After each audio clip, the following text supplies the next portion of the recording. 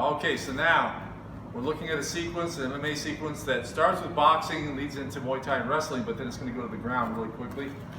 And what happens is Chris opens from this range, very common, comes in with a 1-2, jab cross. And off of his jab, I'm throwing my cross while my head moves outside of his cross. I'm hoping that connects, and I'm following up with a hook and a knee. And so he catches that knee, all right? From here, his head is in this position where it's sort of blocking me out, and he's ready to take me down. So what I've got to do, I've got to react pretty quickly, where I push his head to the inside and feed it to the other hand while this one goes to wizard and the other foot circles out. Now I'm in this position where I can bend my knee. I'm not letting him get close to this leg, and I'm pretty stable. And then I reach under, and I'm going to pull up on his left wrist while I shoot my leg straight down to the ground, my foot down to the ground. And I want to assert a strong, straight line from shoulder all the way down to my knee. All right, even all the way down to my ankle. All right, so no part of me on this side bends toward him, so he can't keep going for that single.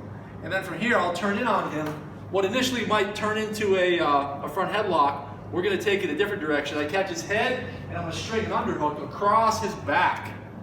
Not just here, but here, while I keep this tight. I might even reach under and grab his chin. Or if you want a tighter lock on the neck, you can just do that. All right? From here, I'm going to use this to torque him over to the ground. And we land where I've got his head still, and then I let it out to crossface because of where his arm is. His left arm, you see people try this in vain, to slip out this way, which means I'll just go to north and south and go side control the other side. But if I don't want him to move at all, then I've got to show him that the underhook on this side doesn't help him. And the way I do that is by cross-facing hard with this arm and driving his head that way, turning his head. And then eventually he abandons this. Once he pulls that arm out, then I can sit out and control the arm and also hit. All right? But I have to use my arm for the cross-face first, waiting for him to realize he's got to pull this arm out, and then I can hit.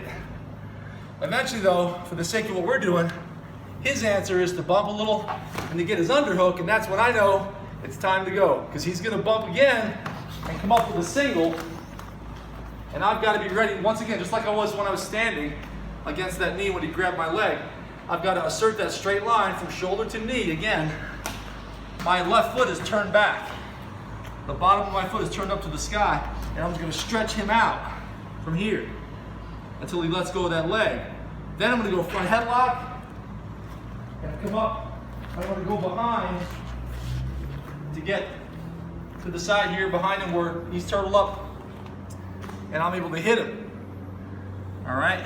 Now I'm going to change roles with Chris. He's got me there on this side. Yep. And so obviously I can't stay here for long. I shouldn't. So what I want to do is I want to trap his arm at the same time that I move my left knee toward my right knee. All right? And I'm going to collapse that to where my right leg posts behind him. And then I'm going to sit my hip down on the ground under him and roll. If I trap his arm this way, it's fine, but I might also trap it this way if I have time. Everything's based on, like, what do I have time to do? If time runs short, then you have to do it in a quick way. But if I have time to break this grip and grab his wrist, then all the better. But I might not have time to do that. I have to rely on the pinch. All right, since he has the glove on too, that helps. But I post my leg behind him, and I've got to sit on my hip. I don't want to roll to my shoulder. He won't go that way. He's got an arm he can post. Doesn't help. So I bring my knee under, and I sit on my hip, and we roll to here. I let this go, and here I am with reverse scarf hold, where I can then step over to mount. And one of the things about MMA, about fighting, is against a good opponent, you can get them out sometimes, but you can't keep it.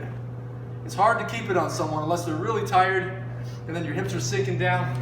You can, extend. You can put your weight on them and cross your ankles in some cases. Maybe grapevine his legs. His legs are up. Bring your legs up like that. Or I can cross my ankles, or I might have my knees under my armpits. But usually, a guy has so much strength and such a powerful bridge that it's hard to keep them out. So he immediately bumps and turns. Let's turn the other way. And I crawl up to posted mount. Now from here, I could wrap the arm and look for a cross arm lock, but I'm not gonna do that. Because if I miss the arm lock, he might have been baiting me, and then he gets up and he comes up in my guard. So you gotta think ahead. In MMA, it's different. Going for a cross arm lock here could be a liability. You have to make this judgment call, like, is it something I really can get, or does it feel like he might squirm out of it? All right, so from here, I'm gonna bypass the opportunity to arm lock him. I'm gonna come around his neck, and I'm gonna grab his wrist and grab my wrist and hug him tight to my chest instead. All right, and then I'm just gonna pull him back into me, and then I'm gonna set this leg over his arm. All right, and now from here I can grab his wrist, I can hit, and I can also choke him, and he has one less arm than usual to defend against that choke.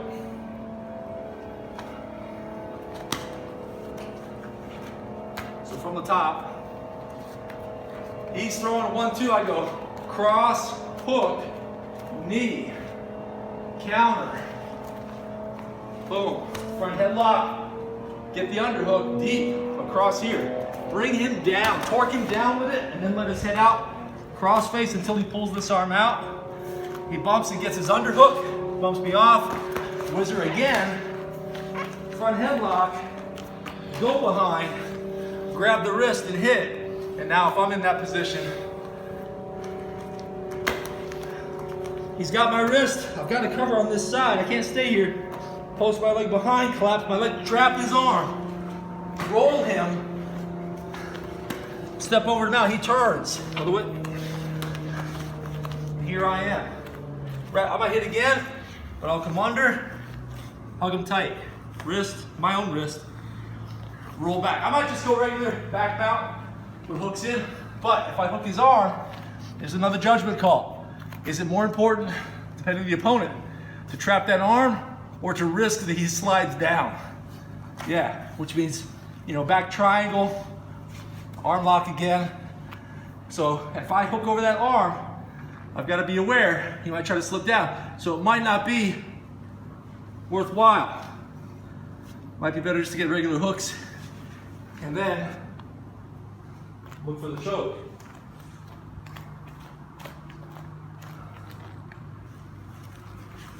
From here.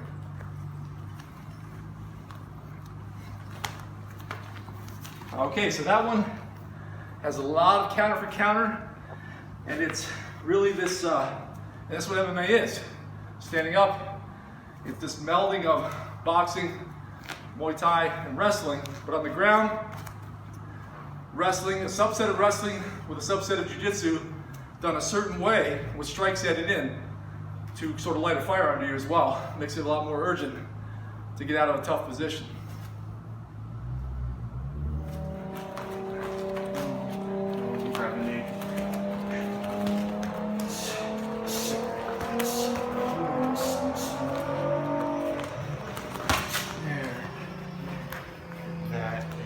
Escape. Escape.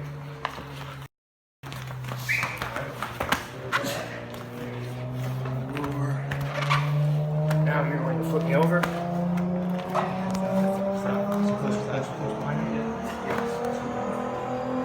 Yes. Yeah. All the way close to now. It's put your arm under. Grab this wrist, this wrist. This wrist. Grab this wrist. Yes. Pull it up.